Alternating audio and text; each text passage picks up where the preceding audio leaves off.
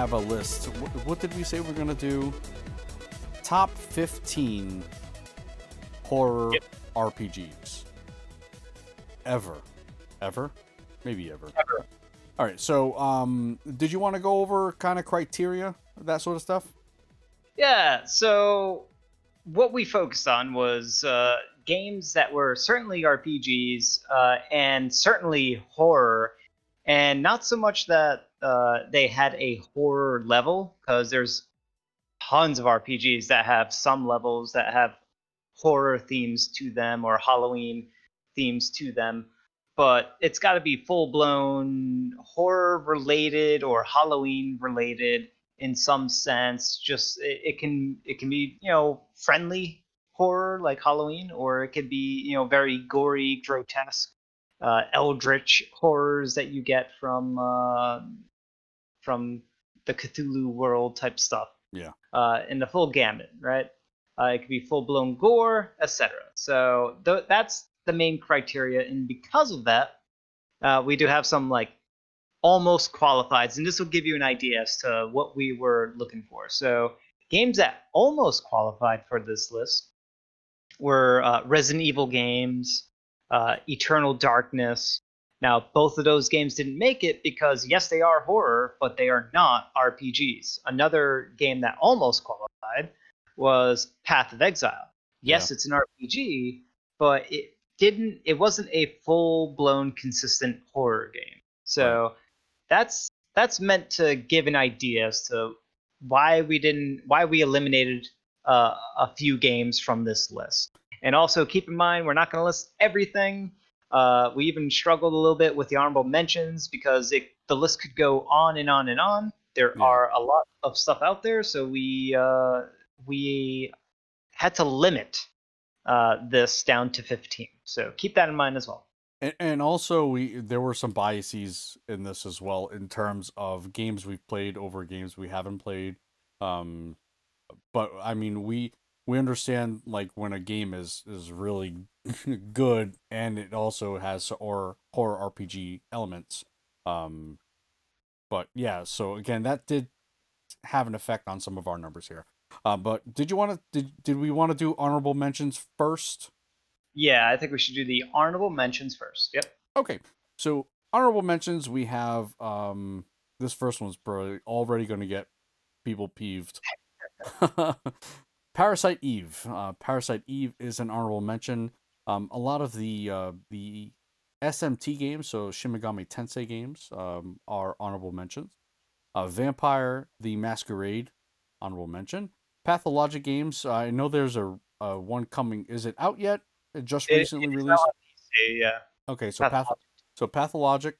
Castlevania. Which one is this one? That's Portrait of Ruin. Portrait of Ruin. Oh, Castlevania. Okay, so another one was Dying Light. Dying Light was one of them. Darkwood. One that I particularly have some bad memories with. Prey. In a good way, though, right? Well, it depends on who you ask. Okay. Darkwood, yeah, it is a very much a horror RPG. Yes, dark. That's all I'm gonna say. So another one was Vampire, with a YR at the end. Don't forget about Prey. Oh, I thought I did say that. I'm sorry. You did say it, but I just want to reiterate because some people may have lost that in the nether. So okay, yes. Prey is an honorable mention. Dead Island, another one. Nights in the Nightmare. Nights with a KNIGHTS for those who never heard of it. And then almost no one will have heard of Nights in the Nightmare. That's why I had to say that. And then also Diablo 3. Almost didn't make it onto our honorable mentions. Almost didn't. Diablo Immortal's on the list. It's actually number 15. It's not even out yet, but it's number 15. It's just Diablo 3. It's so freaking scary. It's it just has to exist to be better than Diablo 3. No, Diablo 3 is good. I like Diablo 3. That's why it's in the honorable mentions. Yeah. So Diablo 3 is the last one to mention there. So cool. Number 15 to begin our list. Now we're on the official list. So this Official is list here official. of our top 15 horror RPGs. Number 15 is the original gangsta Diablo. Diablo. This one, I don't know. This might be on console. I don't know. But it is certainly most certainly on PC. It is on PlayStation, the original PlayStation. Okay. It might be on some other consoles, but I definitely know that it was on because I've played it on both, and obviously, playing on PC is the way to go. But my friends who've never experienced a Diablo style game, they played it through PC and they had a blast. Yeah. I'm gonna be honest. This one was not on my list. I did not have a good time with Diablo, and even if you were to play it now, I don't know. I just don't think it aged gracefully. To be honest with you, I understand it and appreciate it for what it is. And it most certainly is a horror RPG. It's just the name itself. Oozes horror atmosphere, just the music, the tone of the game. It Mm-hmm. is dark, dark, dark. It is you against the many. It is an excellent experience. If it wasn't for the original Diablo, there's a whole lot of other games on this list that would be very different Oh yeah. because Diablo wouldn't have existed. The original Diablo. Yeah, and I do like the whole aspect of the dungeon crawling and the kind of like the randomized loot that just that in itself has inspired so many other games like the randomized loot thing. You have Borderlands, a lot of the Dead Island games that I've talked about. Um, not Dead Island, Dying Light. Yeah, all those games is they kind of take that aspect. And Minecraft Dungeons is another one. And I love that. I love getting like I love not knowing what I'm getting and the rarity of it. It's just that part of it is so much fun. But again, there's just the environment, the darkness of it all. It was frightening, right? The first time you come across the butcher and Mhm. his deep and raspy voice, where he's like, "Ah, fresh meat." That is scary. And then he comes at you and he's swinging a big giant meat cleaver like Right. crazy. Yeah. So I mean, basically, like the town just becomes a full of like abducted people and like Yeah, it's just fear and horror and like it's very depressing. Like no one has any hopes. You're the only adventurer person that is crazy enough to venture into the depths. And yeah, yeah I it, yeah I like everything but the actual gameplay. oh Not the I would gameplay, but I don't know. what as you said there with the randomized loot drop thing. That is if it wasn't for Diablo, we wouldn't have that type of system in pretty much every game ever Yeah. since Diablo. Yep. Yeah, because I mean prior to that, I mean everything had been kind of just standard or like kind of drops and stuff. Cool. Yeah, number 15. Number 14 we have oh, this is all you, my friend. So we got Castlevania Dawn of Sorrow. So this is the sequel to the last Castlevania game that came out on the Game Boy Advance. This is the first Castlevania that came out on the Nintendo DS. And it basically took everything that its predecessor did and improved upon it, polished it, and also incorporated the weird touch DS stylusy type stuff. Uh, so the Castlevania games that were on the handhelds, so both the Game Boy and the DS, were absolute treasures. All of them were just magic. Fantastic games, played like dreams. They were just excellent sort of ways to play it, short term, long term. Lots of stuff to do. Fantastic combat system, exploration, etc.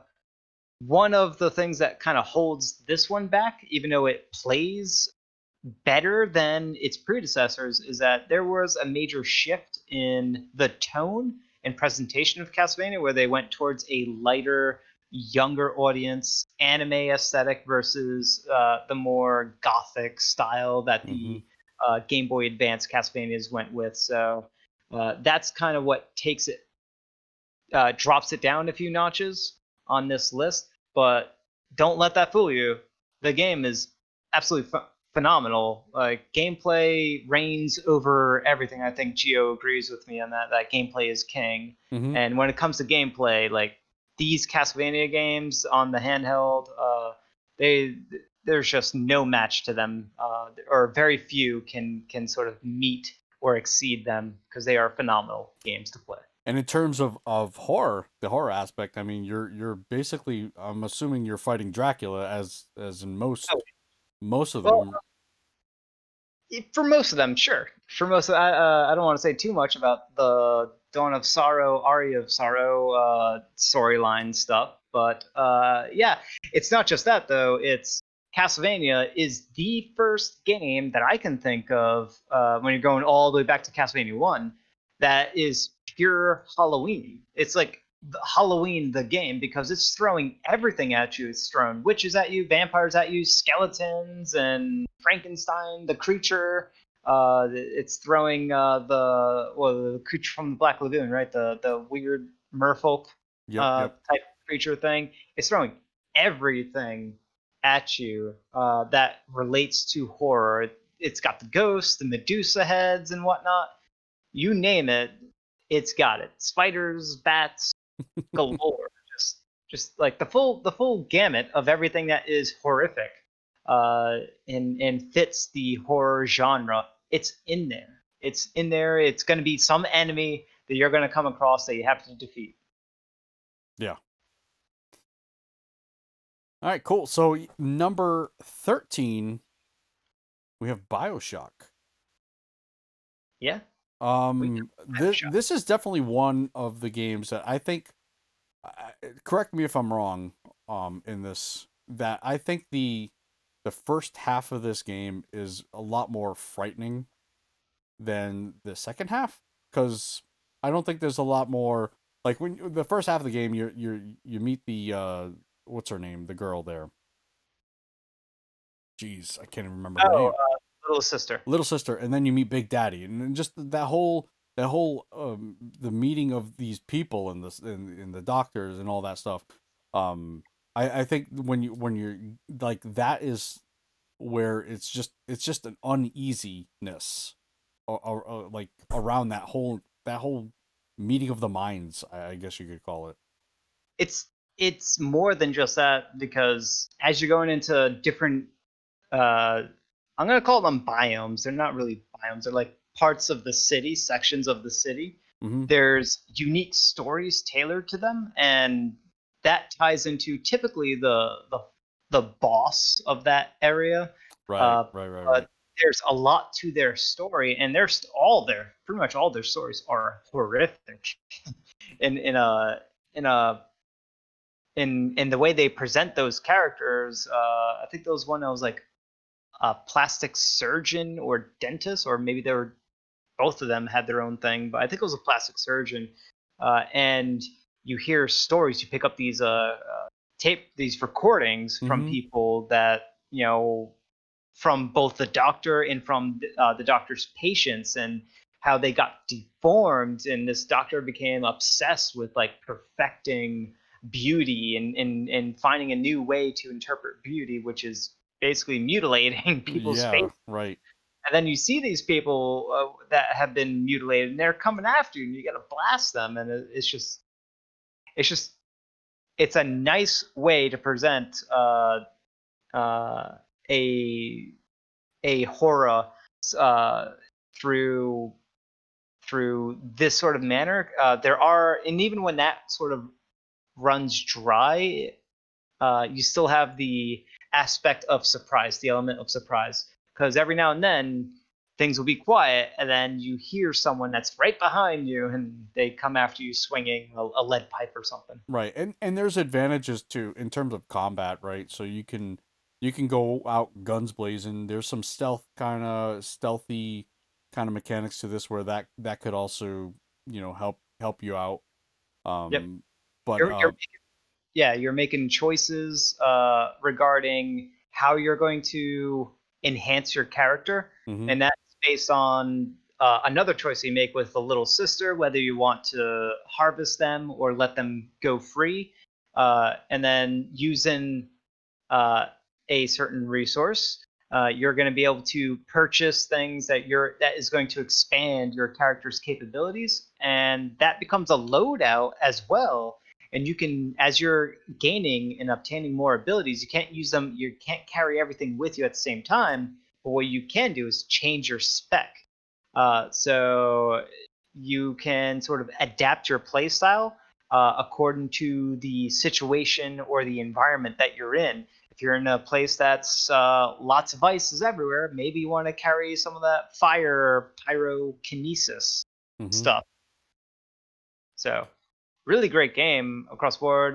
Really good story, except for the very, very, very end. It goes off the rails in the very end, but That's what I was saying. Like like I enjoyed the first half of this game so much better. Just for those moments because I think you and I are both in the same boat where we both enjoy horror movies, and it felt really in my opinion it felt I don't know, better written in the beginning half. I don't know. And it kind of loses focus, like you were saying.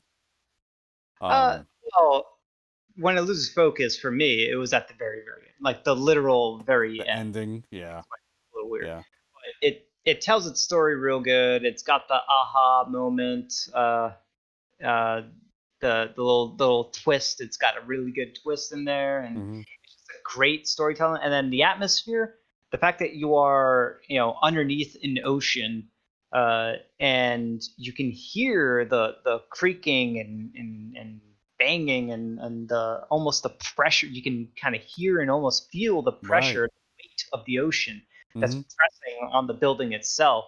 And not only that, but if you have a fear of drowning, yeah, this game will.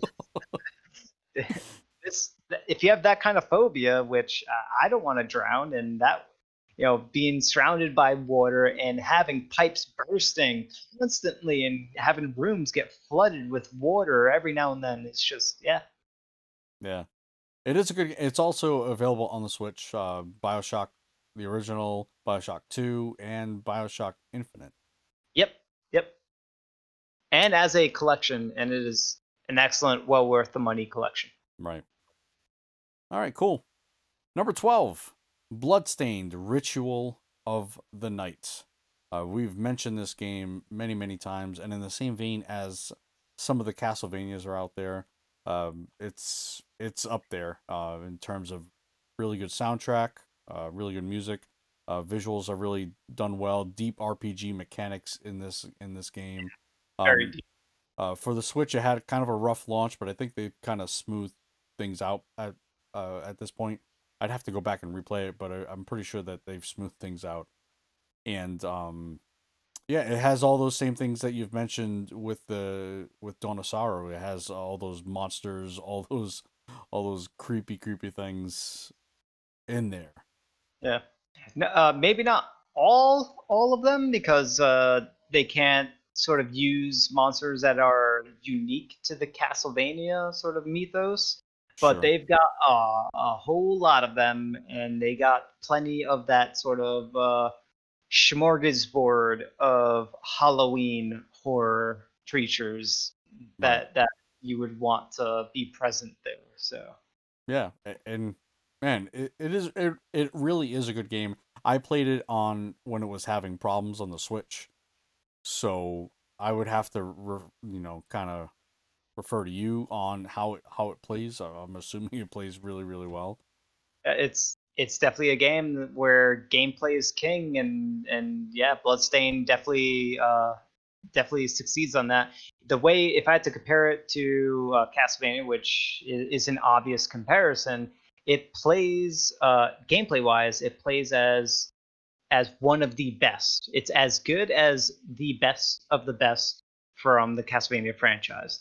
It's sort of that's sort of its point, because it's taking everything that Castlevania as a franchise is built on, and learned from, and it does all of those things. It's sort of taking the knowledge it learned from all the prior Castlevania games and using it to its fullest capabilities, and that's reflected in the gameplay 100%. It Yeah. plays as good as the last true Castlevania game, which was Order of Ecclesia.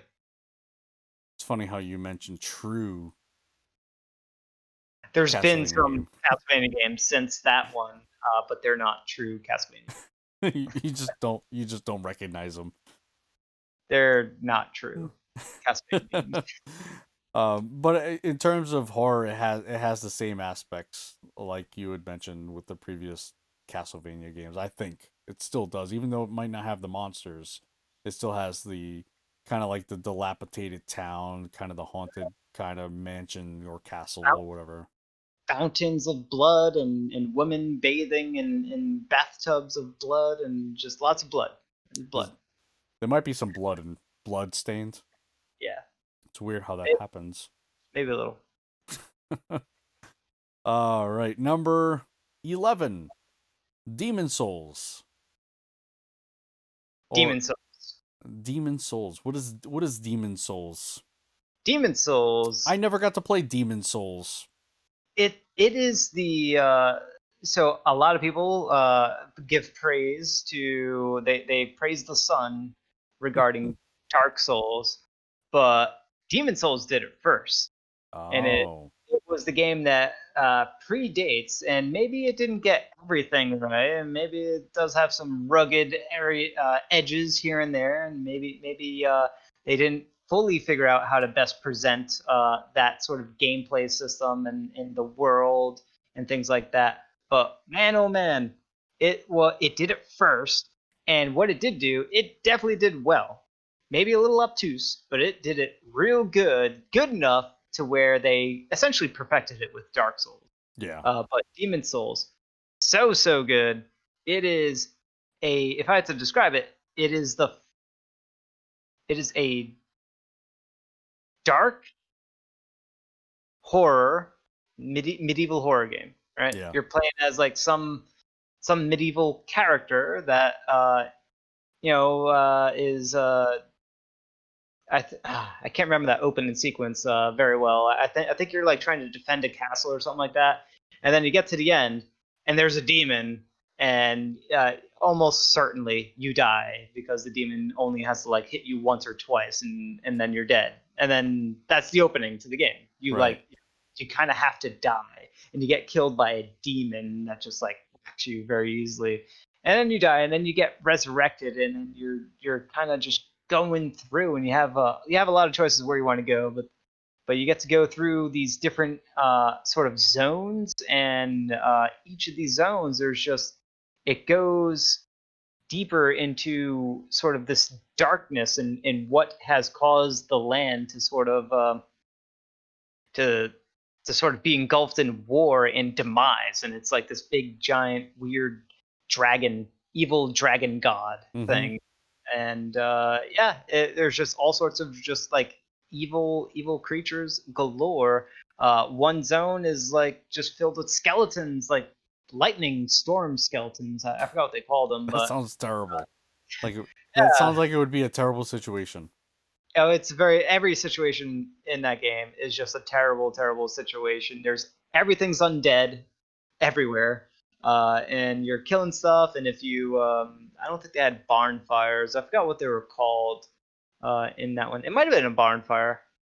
Hard to remember, but there was it would have that bonfire mechanic. So because everything's undead, essentially, if you rest at the bonfire or whatever it was, everything would then resurrect, and that room you cleared, oh, they're back again, and like, oh, Yeah.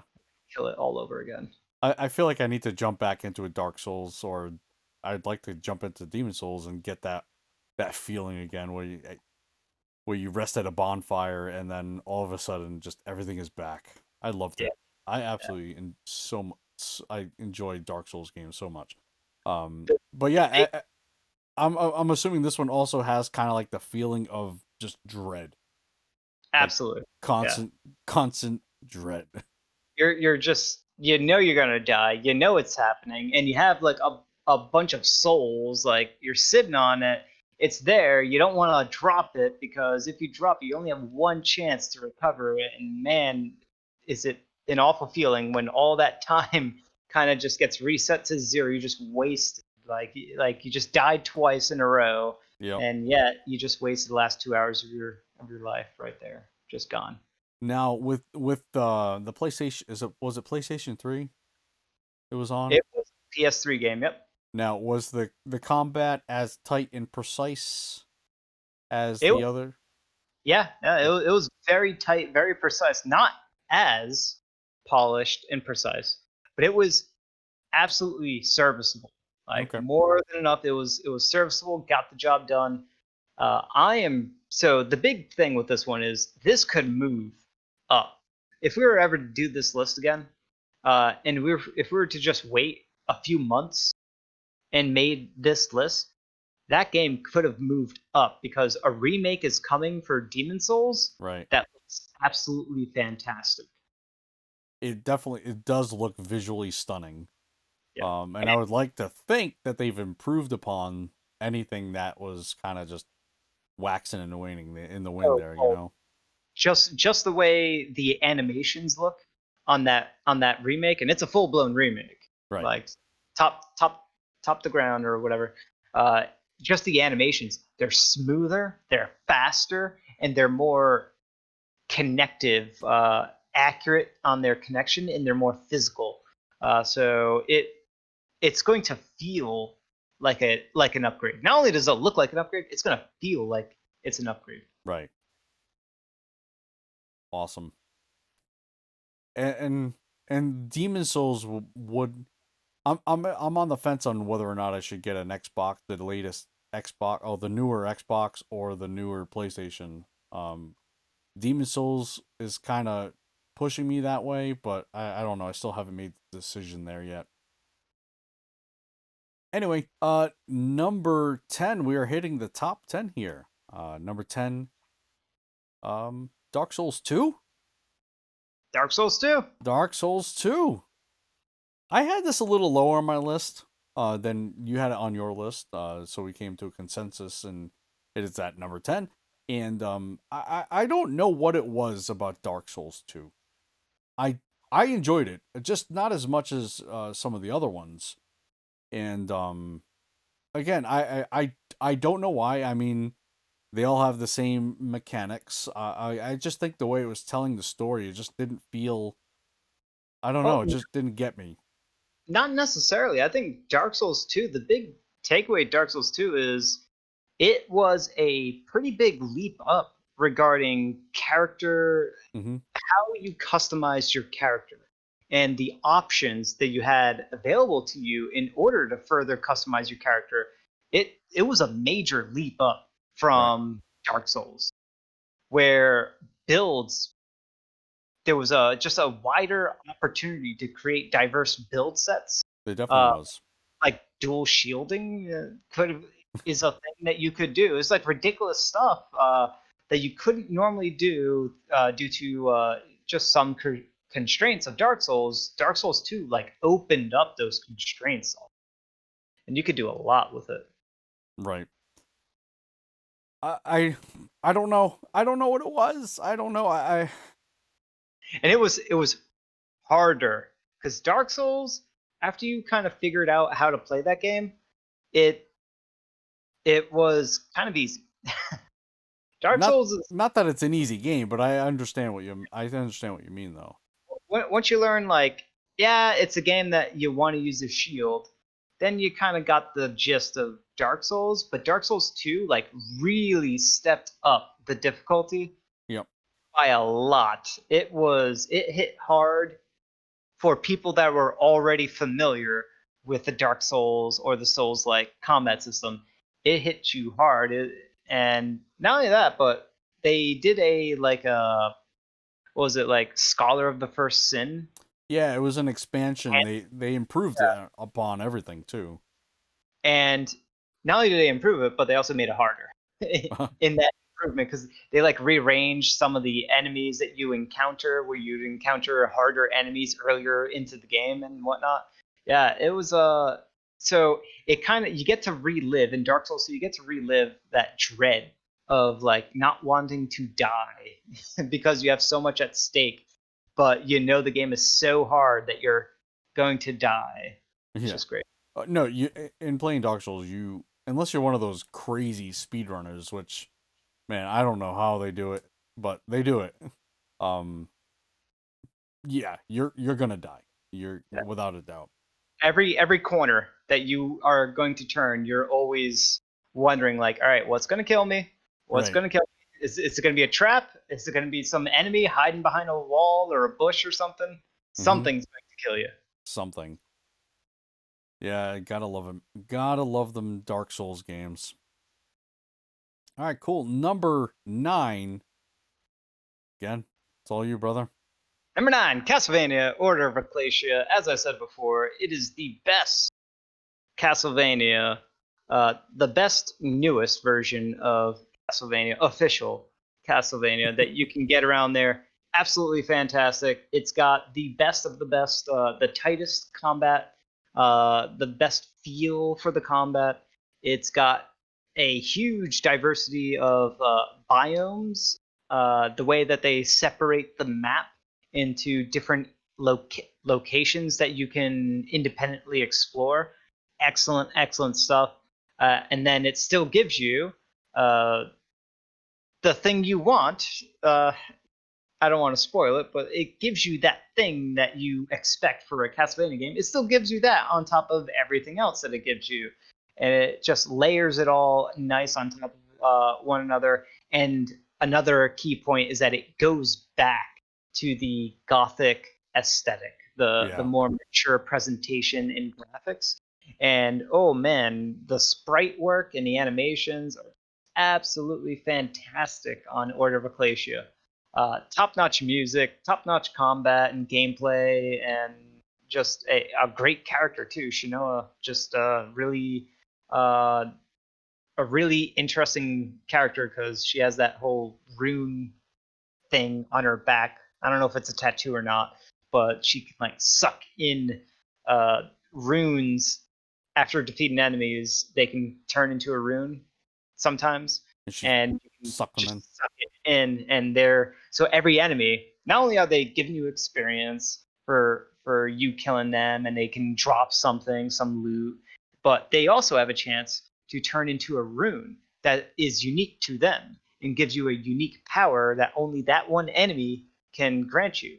And you And can farm them and mhm. get multiple iterations of those runes that then create a compounding effect for that power that you have stored within you. It's just a fantastic grind like system and where you want that's to and kill that's everything. something that Bloodstain um took into one of its things that it does. So I forget what they call it in Bloodstain Ritual of the Night, where you can farm these types of gems or whatever and get There was a lot of stuff in Bloodstained where it yeah. was, yeah, it was crafting materials that you could farm. Hmm. It was the shards, the blood shards that you could farm that gives you abilities, That's what or they that are. Yep. you could turn them into other abilities. Yeah, those. It's like I said with Bloodstained. Bloodstained was sort of taking everything it learned before Hmm. and just cranking it up to 11.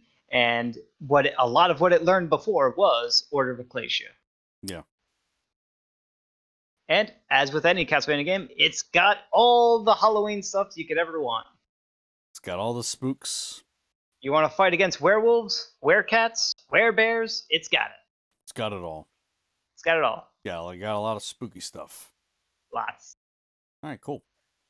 Next, not only is this next game scary, it is downright difficult. Yeah. Darkest Dungeon. Darkest Dungeon at number 8. This is definitely it's always one I recommend to people. I think it's a fun game. Yes, it is difficult. It's a fun game. I love the kind of the town management of this, and you want to talk about dread.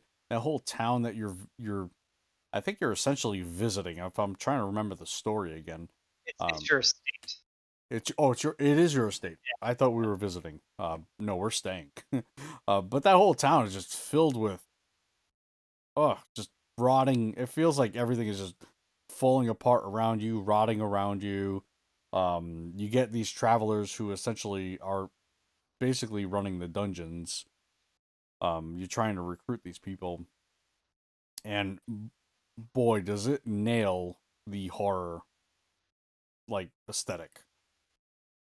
Yeah. It is an absolutely fun game. I actually when we're playing Pathfinder or D&D, the Darkest Dungeon soundtrack is one that we like to play, especially when we're in like dungeons. It is perfect for that situation. But yes, it is a very difficult game. Yeah, it lands everything eldritch horror. Uh, what was the name of that author that created all that stuff? The Eldritch kind of stuff. Yeah, yeah, Oh, Cthulhu stuff, and the werewolf stuff, shapeshifter stuff. Very famous author. I keep forgetting the person's name. I don't know right now. I'm I'm Uh, I'm looking it up.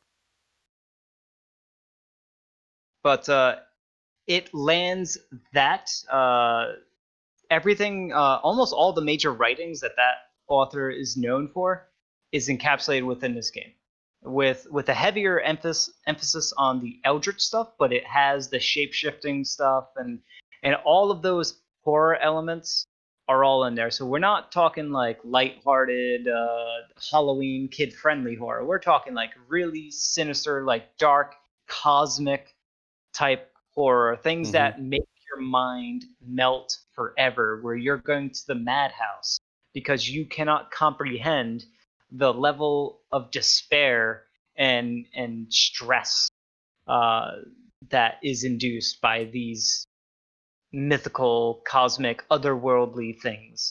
Right. And stress plays really a major role in how you manage your party members or these visitors, right? They either get way too stressed out and they get all these quirks, like negative quirks, where this negative quirk is stuck on that character. You cannot get it off unless you just send them away. You don't want them anymore. So you really have to kind of play that game as to who you want in your party, because you don't fall in love with anybody in your party because they can just turn on you that fast.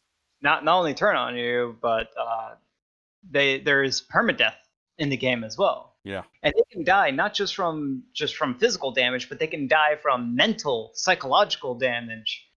If they build up stress too high, they can die from a heart attack. They just die from pure fear and stress. They just cave into it. The author, by the way, the famous writer, horror fiction writer, is called H.P. Lovecraft. Oh, okay. Yes, yes, yes. Lovecraft, keyword Lovecraft. I will never forget the word Lovecraft ever again. I apologize to H.P. Lovecraft. I am sorry for forgetting. We should have definitely. Yeah, I should have definitely. I mean, I closely associate him with like the Cthulhu stuff. Um, maybe I as should have. as you should, Yeah. Um, because he. yeah. I didn't know about the Eldritch type of stuff. I will tell you though, he is a native New Englander. Yep. Yep. Um, let me look up his wiki here. I think he was born in Rhode Island. Yeah. So it's if you are a H.P. Lovecraft fan and or appreciate that kind of horror, then that's what Darkest Dungeon's all about. It's also turn based, which is different from pretty much all the games that we described up until this point. This is the first turn based RPG Mm-hmm. on our list, and it nails it really really well. There's a lot riding on every single ability in every single action that you are taking or that the enemy takes. There's a lot at stake because it's almost a flip of the coin where things go from being good to being bad and even worse than that, right? Right. So there's a lot riding on it, and that sort of plays into the stress inducing nature of these dungeon delves that your recruited party members that you have invested so much into are going through. Mm-hmm. Gotta love me my darkest dungeon. The thing that holds Darkest Dungeon back, because this is a prime example of what a horror RPG would be. But we do have to state, why isn't it higher on the list? Well, it's not higher on the list because, man, the game is so punishing. Well, it is very punishing, but you had said that the end game is even not just punishing; it's kind of grindy. That to me, that's the punishment right there. Yeah, I don't mind it being hard, but it's hard to a point where you start hating it. yeah, So yeah. yeah. We don't want to hate things here. No. All right, cool. Number 7. Man, these games are just all over the place.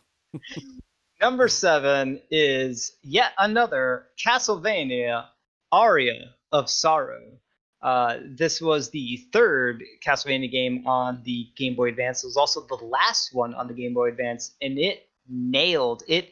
Added a very critical system that the Castlevania franchise has essentially leveraged from this point forward because it was just so good, and that was the soul system, Yep. where every single enemy had a very unique soul. And if you kill that enemy enough times, you can capture their soul, and their soul gave you access to some fundamentally unique power that only that enemy type would have. And you could farm that enemy type and get more souls of that same enemy type, and that would enhance that power related to that enemy. So it that combined with all the other gameplay elements of enemies being able to drop loot and obviously giving you experience and allowing you to level up, all of those things just manifested into a quintessential Castlevania experience. It also has that same beloved gothic art style. They also did some things different with the storyline, where this is one of the Castlevanias that take place furthest into the future storyline, where you actually have access to firearms and guns that you can use. And the game takes place in, well, I don't think it's the future anymore, but it was the future when the game came out, where 2035 is where it begins all right, so we're not there yet, but we're a lot closer to 2035 than when you when played the the game. game first came out. So it's just really really good, and they do some key things. Right, you're not playing as a Belmont, you're playing Right. as Sama Cruz, which is interesting. But there is a Belmont present, but you're not playing as the Belmont. Why are you not playing as the Belmont? Oh, I don't know. Interesting. Uh, and it does intriguing stuff, and it also does intriguing stuff elsewhere, and it is just fantastic galore. Great art, great music, uh, just everything you would want. Just pretty much perfected at the time, and taking what it learned from games before it, just overall excellent experience. Mm-hmm. And it's so highly rated because of how monumental that soul system was. Right. Because you look at games that we've mentioned before, Order of Ecclesia, Ritual of the Night, Dawn of Sorrow, etc.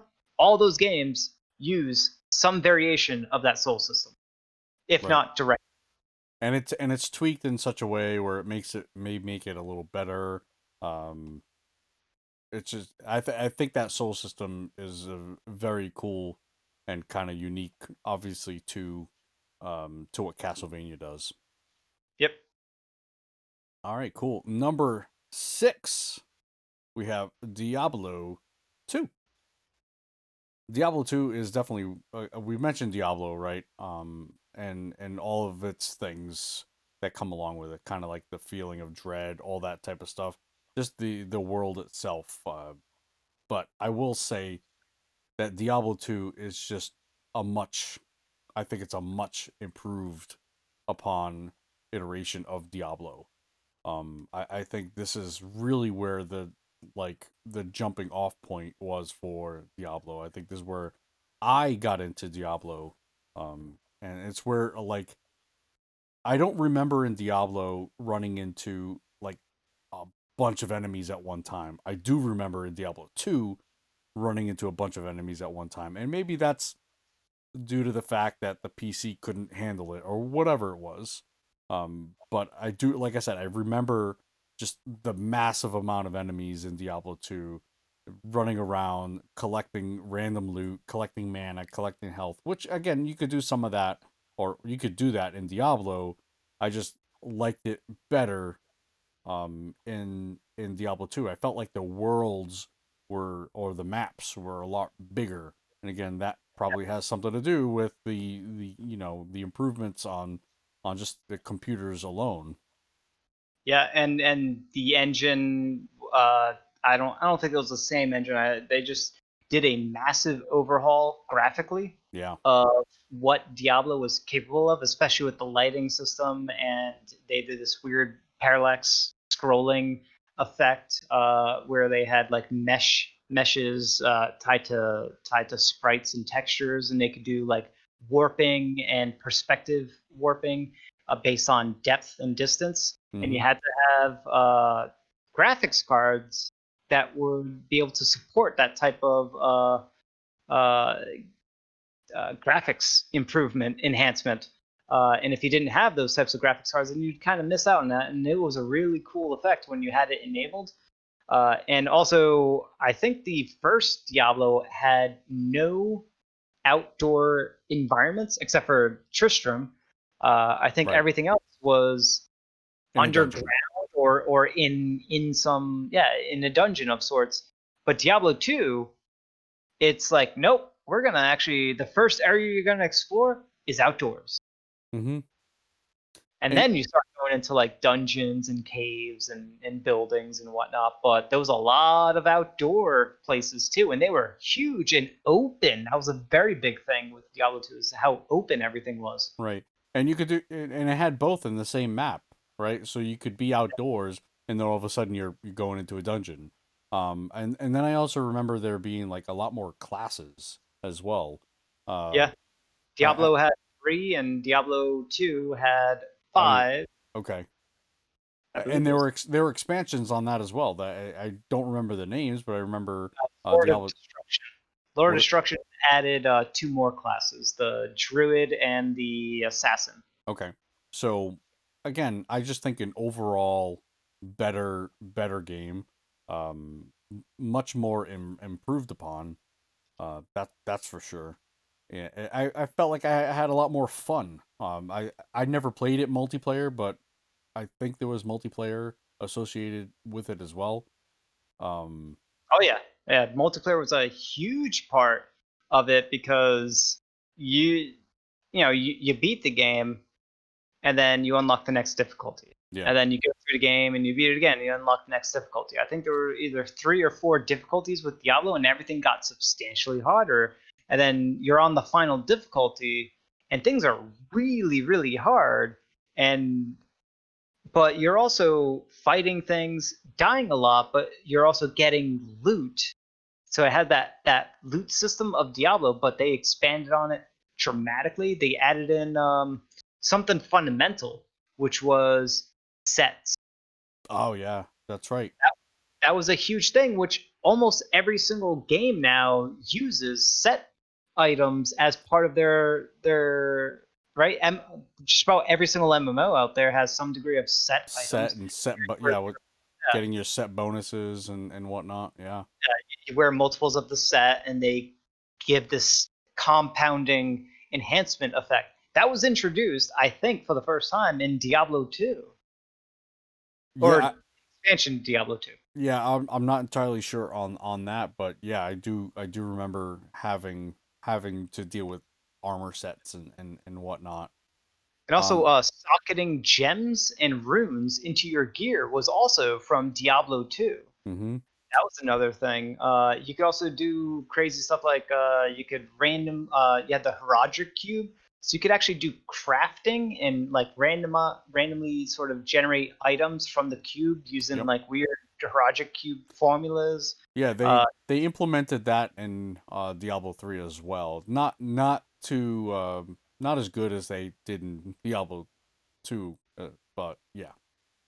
I don't know if it was good in Diablo. It worked. It was serviceable, hmm and certainly there. But I don't know if it was like something that they thought of uh, to that degree because they added more and more recipes as they continued to patch Diablo 2, and they added a lot more to Diablo 2 as it continued. So it was just a game that kept on living because it was so great when it first came out. It got substantially better with the Lord of Destruction expansion, and then the patches that they continued to release afterwards just further enhanced an excellent game that you wanted to play with other people because the BattleNet service was great and was open and free. hmm I think the really what we haven't talked about, or the best aspect of Diablo 2 was the auction house. Oh wait, no, that's not Diablo 2. Sorry. I think the best aspect of Diablo 2 when you're going through it the first time, right? We're talking about because we've played the game so many times. We're talking about the fun aspects that make you keep playing the game. But when you played that game for the first time, the storyline was actually really engrossing. hmm It was actually interesting. Instead of delving down through the dungeon to kill Diablo, you're trying to find and stop the resurrection of Diablo and of Diablo's brothers, Right. and you're getting close, but yet still just a little bit too far away every single time, and you're learning more about the world, and you're going past beyond Tristram, right? You're going to I don't know, the desert place. I forgot what that was called. And you're going to the jungle place, which I also forgot what that was called. And then you're going to the Viking. It's been a while. Yeah, it's been a while. But yeah, But I agree. yeah, Yep. and in each of those biomes, it shows you the horrific creatures relative to the mythos of those cultures. You got like weird snaky things in the desert place, and you got like little tiny pygmy people that shoot darts at you, poisonous darts at you at the hmm jungle place. Those things are crazy, and they make this weird sound, and it's always freaky, especially when you can hear those sounds when you're in the underground areas, and Uh-huh. it's, yeah, definitely creepy stuff. And what was it? My first experience with the storyline of the Countess, the Blood Countess, was from Diablo 2, where there was this side quest that you could do where you have to go and kill Elizabeth Bathory. She was like a mini boss that you had to Oh yeah, kill, yeah. Okay. and that's a horrific story in and of itself. Yeah. I want to say you've mentioned something about that before, but yeah. And Path of Exile is almost like a sister to Diablo 2. Not a Yep. sister. What would you call it? It's very inspired by it. That's for sure. Yeah. All right, cool. Number 5, top 5 now. All you, brother. And finally, you can attest to playing this game. Yeah, yeah, finally. All right. Another Castlevania game. Sorry, but at least you'll agree with me. Castlevania Symphony of the Night is definitely belongs at this spot because man, is it a great game. It was the Castlevania game to do the definitive Metroidvania RPG experience and do it right and did it first. Well, maybe not first, but it definitely nailed it.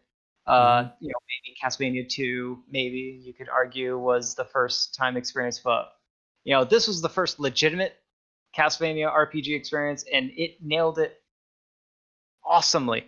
Everything about it. And not only that, so we're gonna take like all the awesome things about Castlevania. It's there. You got spell casting because you're the son of Dracula, so you can do spell casting, and you have a mana system, Mm-hmm. and you can play. You can create different builds for yourself and play very differently with a whole massive diversity of weapons. There's just so many different weapons and shields and combinations that you could do, and some weapons had hidden move sets and hidden abilities that were tied directly to the weapon or the shield, or different properties assigned to different armor that you could wear, or capes or rings. Just lots of character customization. All that stuff's great. But one thing that is cannot be argued is that the soundtrack is Bingo. like I was waiting for you. I was waiting for you to finish, and just I was gonna say the same exact thing. Go ahead. this is not only is this the best soundtrack for Castlevania, it is one of the best soundtracks in video gaming history. Just I pure and simple history of video gaming. This is one of the best soundtracks. I wouldn't go that far. It's definitely one of the most memorable of all the Castlevanias. I will say that it's got a lot of great tracks to it. I don't know about history. History. I don't want to go that far. I would. Um, because that's a lot of games. That's a lot of great other great soundtracks.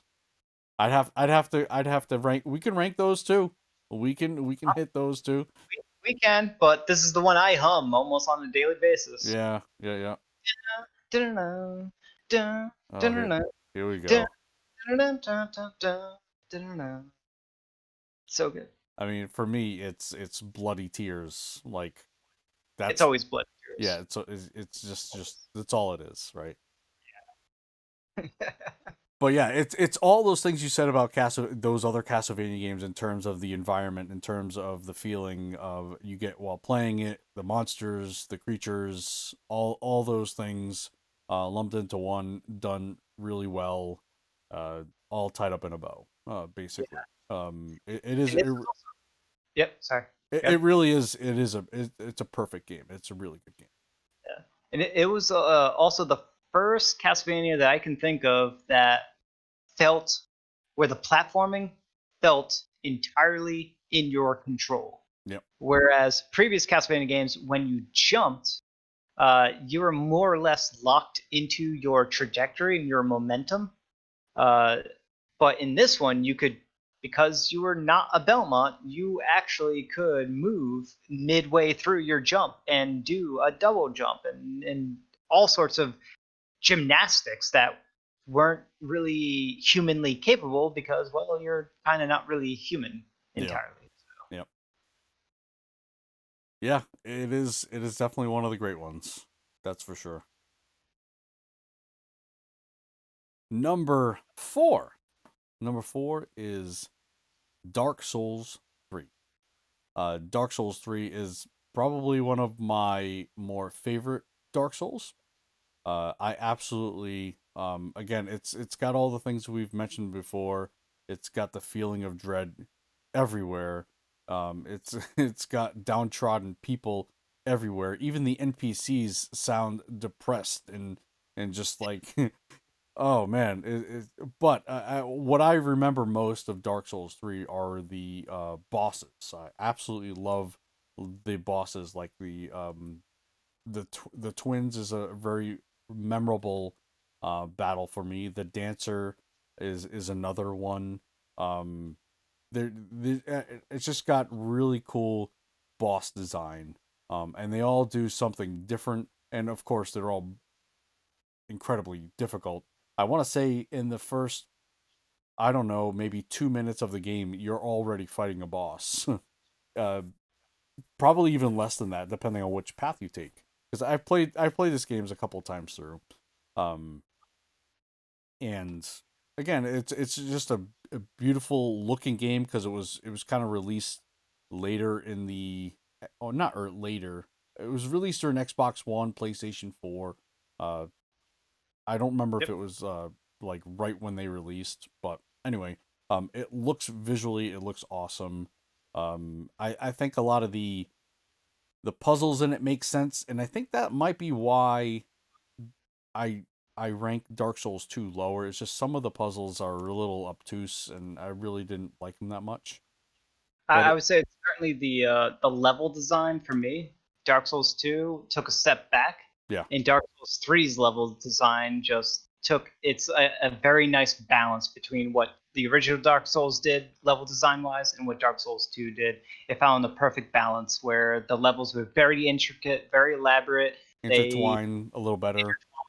but they were also there was still sort of a relative linear progression where you're consistently entering a new biome one after another, and then eventually starts to branch out, and there's multiple options that you have available to you as to where you want to go next. Right.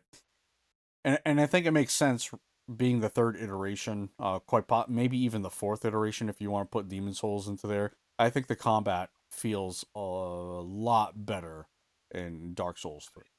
And yeah, they improved the combat with that what was it, like a weapon skill Yeah. thing, where every single weapon had its unique ability that was built into it. I think shields had it too. It's kind of hard to remember, but how much of the stuff. But it's the best iteration of the Dark Souls combat is in Dark Souls 3. It's pretty much the best iteration of everything you could expect. The best graphics, the best combat, uh, some of the best and most memorable boss fights, environments. Everything was just super top notch, excellent quality across the board. The sort of feel for the game was also it was different from the other Dark Souls, Mm, where everything kind of felt like thing that this was truly the end. Like it felt like because you get to that point where you see because the whole game you learn very early on that all the other people that were supposed to rekindle decided not to right. rekindle, Yeah. that they were truly wanting the world to they wanted to darkness to the age of darkness to be a thing instead of reigniting and rekindling the age of fire. And it was also more so that I think the ability to rekindle the fire was weakening or was at odds Yeah, because as you the play, whole game is just depressing. it's very depressing because it seemed like the feel of it was that this was the last cycle. Yeah. This was indeed the end times. Mhm. Yeah, and you kind of see that when you eventually get to the end and there's like a big hole in the sky, a big black hole there. Just yeah, Yeah. And like you were saying, it's got everything you expect in a Dark Souls. It's got the difficult combat. It's got the intertwining puzzles, kind of the Metroidvania aspect of it all, the platforming, that sort of stuff. Um, the soundtrack, nothing really memorable, but it just works. To steal a phrase from Todd Howard, it just works. It's just like all the ethereal stuff, all the kind of like the background music. It just really fits what they were going for here. Uh, and especially the boss battles with just excellent choirs, just yeah, really ramping up and making it feel as epic as it is. yeah, and the story is what you make of it, or you know as much as you want to know.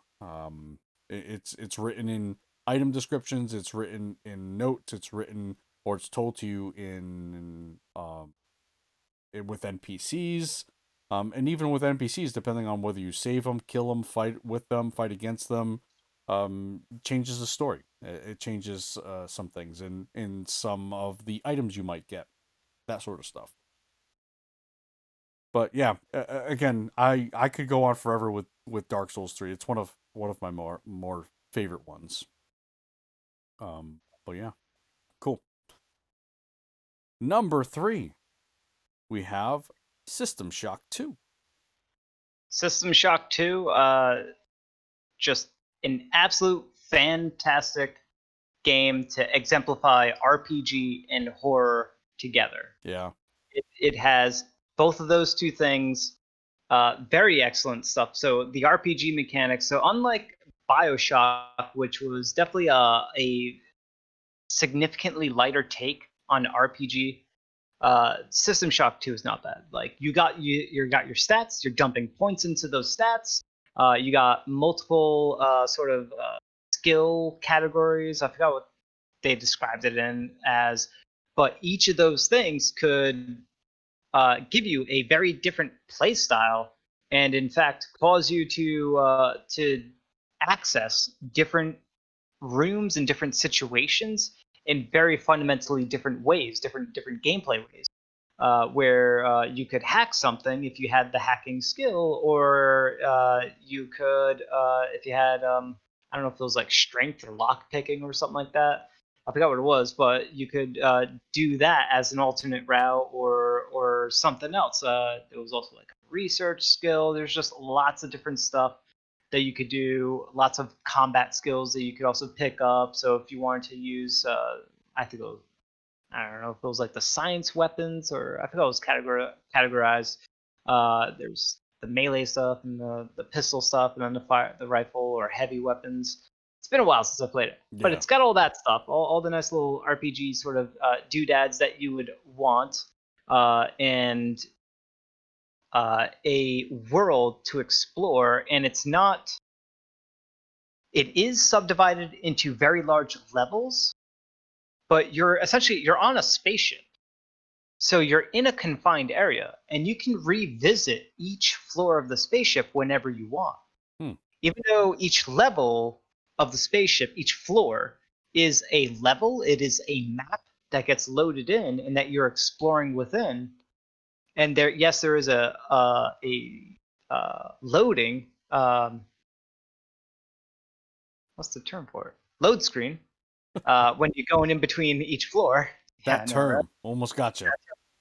uh, you're you're still, you can retrace and backtrace to other areas of the ship whenever you want, Yeah. and there's always something going on, and it always has this element of silence. That's like probably the worst part about the game, is that it is eerily silent for a ship in space. There's always going to be some atmospheric stuff going on, Not in here. but just before you least suspect it, always when you least suspect it, you hear some sort of screaming or something grotesque, either right behind you or is right down the hallway and is coming after you. And I can't remember how, I can't even count like how many times I've like jumped up as like a jump scare. Like there's so many, this game has so many jump scare moments, because the way that they have tweaked the the the generation where they generate another enemy, they put them in just the right spot to spawn a brand new enemy or cluster of enemies, or problems. I'm just going to call them problem scares. They just find the right opportunities to insert them when you least suspect it, and then, oh, there's more enemies. Like, where'd you come from? You turn the corner and it's like, it's one right there. Or they won't even like have it make a sound. You just turn around And and it's it's just there. there. It's just awful, awful what they do. And then these things are like weird abominations, like cybernetic zombies, crazy abomination type stuff, all relative to the storyline that's taken place within this world and within this spaceship. And there's this crazy AI that has tightened up security and is certainly conflicted. It's been corrupted in some way. You don't know how or why or what's going on, because you kind of woke up from cryogenic sleep. So you're trying to figure that out. You obviously know that the ship's AI computer system is weird and wonky, and whatever survivors are there are very few and far between. And sometimes it's almost too late when you get up to one of the NPC survivors. Sometimes you have to, you're doing a lot of talking through intercom systems and Mm-hmm. whatnot, trying to pick up the story from there, talking to different NPC characters left and right. Sometimes you're picking up notes, sometimes you're picking up recordings, and as you would get from BioShock, but in this one they really cranked up and maintained that degree of horror, and it was also hard. It was difficult. That's just Yeah. freaking great. Not impossible or anything like that, but it's definitely a hard game that doesn't mind being hard, because I mean you do have quick save, so that's a Yeah. nice PC thing. The big takeaway for System Shock 2, and I say this to everyone, it has the best video game villain of all time, my opinion. The main antagonist. The main antagonist is definitely the best one, the best written one, the best one. The only one that comes close, and I can definitely see the argument for people thinking is better, is Gladys. All right. Okay. Yep. So that's the only one I could think of being better written. But this game also came out. Gladys wouldn't exist without System Shock and System Shock 2. Like Okay. System Shock 2 set up that Bioshock's final boss or big antagonist, right? Right. That antagonist owes everything to what System Shock set up. Mm-hmm. Like you take any of the Shock games that come after System Shock, they all owe it to System Shock 2. It's just absolutely fantastic. I don't know if I've never played System Shock 2. I don't know if it's a game that I jump into just considering I don't know. I don't know if it's aged well. Do you think it's aged well? Uh, it was fine by me. It I was was able fine. to jump into it. When I played it, it's not like it's remade or anything like No, that. right, So right, right. I'll tell you this right now, it'll run on your potato, It would no run. Okay, problem. No, that's all you need to tell me. That's all you need to tell me. Running on my potato machine, I'm good. and I think it's like super cheap too. I only picked it up for it was like on sale. I picked it up for like $5 or less, like Okay. an absolute steal to to get the game. It's $10 on Steam, so I'm gonna have to wait for a deep sale. yeah, yeah. I Awesome. mean that System Shock 2 is just an excellent an example of an old school horror RPG. Probably one of the definitive horror RPGs that exists out there. Awesome. All right, number 2, Dark Souls, the OG, the original. The OG. No, did you have this one rated higher than I did? I did, yeah. Yeah. Why? It's the one that did it, Yeah. right? You know, Dark Souls 3, is it the better game? Yes. Except in level design, I do like the just fully interconnected world of Dark Souls rather than the slightly disconnected world of Dark Souls 3. Mm-hmm. And certainly I like it more than Dark Souls 2's very linear level design. But Dark Souls, it just the level design, that mystery, that lore that was there but not there, Yep. uh, and that frightening nature, just that first time experience with it was just absolutely fantastic. Where Dark Souls 3, you knew what you were getting into. You knew it was going to be hard. You knew that you were going to be fearful of every corner you turn, Right. but it wasn't. You knew it, right? You knew you were going to have it, but in Dark Souls, you weren't expecting it. No, not when it first came out, right? It was the first time I ever experienced that sort of stuff, and it was just phenomenal experience. The I think one of the only, or if not the only game I platinumed on the PlayStation 3.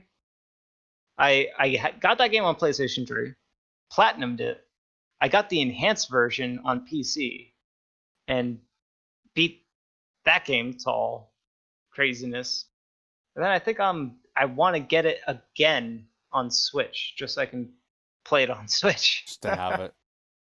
Yeah, I mean of all of them, this one nails the horror or the kind of like the yeah, what we're kind of hitting at here, right? Kind of like the horror theme.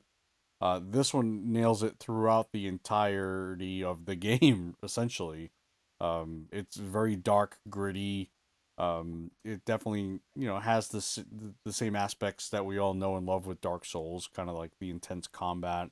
Um, I do like some of the characters, the NPCs in the game. Um, Again, I still prefer Dark Souls 3 over this one, but I do appreciate the fact that this one came first. And there are some levels like in Dark Soul or some areas where it is so freaking dark. If you Yeah. don't have some semblance of light in there, whether it's I think you can carry lanterns in Yep. Dark Souls, the original. If you don't have a lantern, you are running in the dark. You are Or having torch. or a torch, yeah. You are having a tough time. But yeah, some of the enemy design, I think there's a lot more variety in the original Dark Souls, whereas as they go on with the Dark Souls 2 and 3, like the enemy variety kind of, I think they lost that for whatever reason. There's just a lot more enemy variety in the original Dark Souls. I will give them that. There's probably a bigger diversity of environments in Dark Souls too, or the original Dark Souls. Yeah. It was just not only were the levels just bigger, they may not have been as each individual sort of environment may not have been as well thought out as the environments of Dark Souls 3, but they were there were so many different interconnected environments, so many different zones, Yeah. areas to explore, and there are some areas to explore. And all the Dark Souls games had this, but in Dark Souls, the original, there were like massive areas that were completely optional Yeah. and hidden from the player, like very hidden. And the other Dark Souls games had this, but Dark Souls 1 had it and had multiple areas that were hidden from the player that the player did not need to access to beat the game. It was very easy to get lost though. I found it was like, I mean, granted, Dark Souls doesn't really give you, the games in general don't give you a good indication as to you need to go, but it was very easy to get lost in Dark Souls, the original, because of that fact, right? Because there was just, it was so vast, so big. Um, And that was part of why I loved it so much, was getting lost and trying to figure out where to go next. Was it that form of exploration was really excellent to sort of take in. yeah, yeah, I do love me some Dark Souls, and you're right. Maybe I will maybe I will get Dark Souls. How was the? Do you recall how the magic worked or how it was in the original The Dark Souls? Was it So it's serviceable. okay? It's not as good as Dark Souls 2, and certainly not as good as Dark Souls 3's magic casting system. Dark Souls is probably the worst of the, if I had to also compare it to Demon Souls magic system, Dark Souls is probably the worst one, because magic casting in Demon Souls was really powerful. Yeah, It was kind of overpowered versus other elements. But in Dark Souls, they kind of maybe overcompensated on nerfing it, oh, okay, and it's still playable and serviceable. You can still do a magic caster route, but it didn't feel right. Something was still off about it, and they kind of fixed that on Dark Souls 2. Certainly, they fixed it in Dark Souls 2, and then they just enhanced it even better on yeah. Dark Souls. They made you actually want to play as a caster in Dark Souls 3. Yeah. Well, they made everything viable in Dark Souls 2 and Dark Souls 3. Yeah, they made everything viable and made everything balanced in a viable way Yeah, in Dark Souls 3. cool. Number one, number one. This game makes me so sad, very sad. Go ahead, tell them what number one is. So this is the number one horror RPG, the absolute granddaddy of them all, undisputed, the king, the queen, everything in between. That is Bloodborne. Bloodborne, a game I have yet to play, yet want to so badly. And I ranked number one on my list because I know I am. Again, I am. I've mentioned it so many times. I am such a fan of Dark Souls and the combat. I know for a fact that I would absolutely love Bloodborne. Just the environment itself, just it oozes like horror movie. Just oozes scary movie. Like anything you think of. It's just so dark, gritty, depressing, like old school, like London type of feel. Um, Yep. you go on. You go on. I'm just gonna watch some gameplay while you're talking. It's got the gore, it's got the horror, it's got the horror. Whether you want werewolf horror, you want vampire horror, you want witches. It's got it. It's got it. It's got it. You want shape shifting stuff. You want crazy, weird, demonic, bestial creatures. It's got it. You want things of the cosmos. It's got it. You want eldritch horrors. It's got it. It's got it. It's got You it want all, man. psychopathic NPCs. You want people that speak that are just going crazy, and you thought that they were your friend one moment, and then they turn on you the next. It's got it. It's got it. It's got everything to make you scream over and over again. It's got the whole horror aspect of just gameplay wise dreading what's around the corner, as typical with any of the Souls like games. Mm-hmm. But you know that what's around the next corner is going to literally look horrific. It will absolutely debaucherous, and things just get crazier the further in the game you go. It has this kind of behind the scenes, casually behind the scenes. It's there, you're aware of it, but it works. You don't know what it does. This insight system. Yeah, I was gonna ask you to mention that. You're building up this insight, and the more insight you have, it's sort of like your understanding of the things that are happening, being able to peer behind the veil of what's covering everything, the world, the illusion of the world that you are perceiving, or that you originally perceived, and how with more insight what you originally perceived is no longer what you originally perceived. It is the horrors that actually lurk behind everything that exists in this world that you once knew and understood, and now you do not know it, and you definitely don't understand it. It just doesn't make sense anymore, and everything is just gone to you're in a living, unwakeable nightmare. Yeah.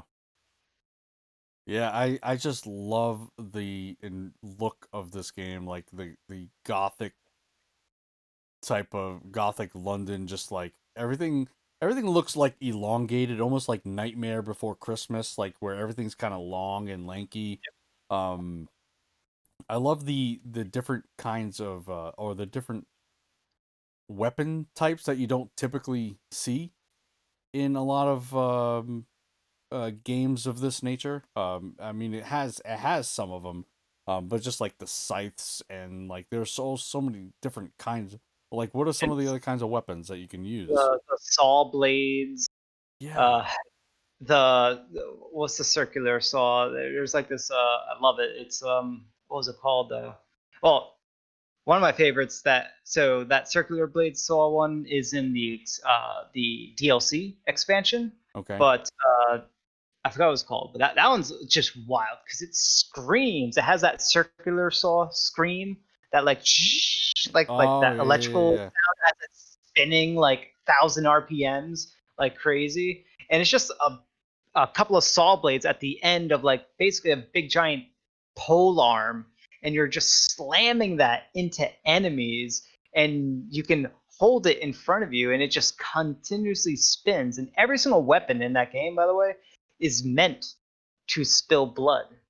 Yeah, it So just they're e- serrated everything on looks like purpose. they're torturous items, right? And one of my favorite weapons in there is another one called the Kirk Hammer, and it's the sword, but on strapped to your back is this tombstone, just a raw slab of stone, and you can jam your blade into it, and your what used to be just a blade turns into a hammer with a tombstone as the hammer part, as the hammerhead. So you That's what got I like mean. Yeah. this big two-handed like tombstone hammerhead weapon, and then you can these weapons are called trick weapons, and then you can trick it to turn it into like this faster moving finesse sword attack type thing. There's a bladed a whip cane, Yep. where it's a cane, a walking cane, but just like how there's those whip swords, but it's a whip cane, so it's got blades inside of the shaft of the cane that turns into like this zip line of blades and stuff, and you can sort of just slash around your character, and all the little tiny blades will circle around you and around the enemies, and you get some extra reach. And they're all, of course, gonna spill lots of blood, because Mm-hmm. that's how you do things. Because the game is all about blood. Yep. It's in the name. It's right. It's right. It's right there. It's right there. The game is about blood. It's called Bloodborne for a reason. Blood is a huge t- part of the story and of the theme of the game. So much so that it's also a game that is ties into to women and womanly things. It ties into that a whole lot. And I don't know what that means. I don't know if I want to dive deeper into that, but I don't know well, what that means. there's I don't want to say anything, because I might get into like spoiler Oh territory, yeah, or yeah, definitely don't do that either. yeah. Well, that doesn't reveal anything. I mean, it it's there. I mean, it's once again, it's part of the name of the game, right? It's called Blood, Mm-hmm. first part, and Born, second part. So you're combining the two to make the name of the game, and those two things are also like just two very key aspects of the game itself, because the world is filled of people that have become that have discovered this blood, and this blood has like powers, Yeah, okay. and they kind of get reborn from these experiments that they do with this blood, and that eventually leads to the town. I guess the experiments go wrong or something. I forgot that part of the story, but that leads into like everyone turning into like weird werewolfy things, Right. and you, the hunter, wakening up and at the night of the hunt, and you gotta take out the werewolves. Yeah. Man, just everything about this game, I just know I would absolutely like. I'm taking a look at all these armor sets that's available. I'm like, oh, these things are so freaking cool, Don't do it. man. Just get it. Just get it. So cool. Yeah, but it's an expensive just get it. I got to get a PS4 to play this game. And I understand there'd be other games I'd play. Just that needs to happen. I'll tell you what, the PS4 is going to get a whole lot cheaper I will wait. I've been waiting. I mean, why the heck right not? after November. Right after November, I mean, there's going to be a whole lot of used PS4s, And then I will get Bloodborne. or you could scoop up a PS5, and hopefully that enhances some of the drawbacks. Because there's only like one major drawback to Bloodborne, and that's the frame rate. That's the only thing that actually hinders Bloodborne. Okay. Everything else about it is a masterpiece, masterful experience. It's Hmm. my game of the generation by a landslide.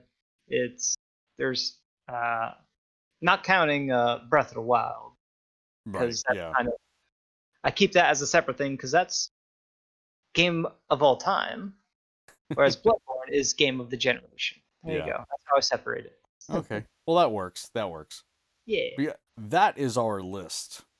Our top 15 horror RPGs. What do you guys think? I know we probably upset some people.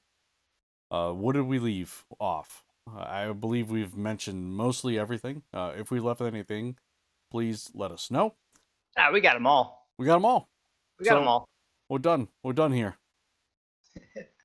All right, awesome. That is going to wrap up today's episode of the Switch RPG podcast. Thank you so much for listening. And remember, if you have any questions or comments, please let us know any way you can. If you listen on an app, please give us a rating and review. We want to climb up those charts on those platforms, so your support there would be amazing. And finally, remember, you can head over to switchrpg.com for all your RPG needs on the Nintendo Switch. Until next time, see you later.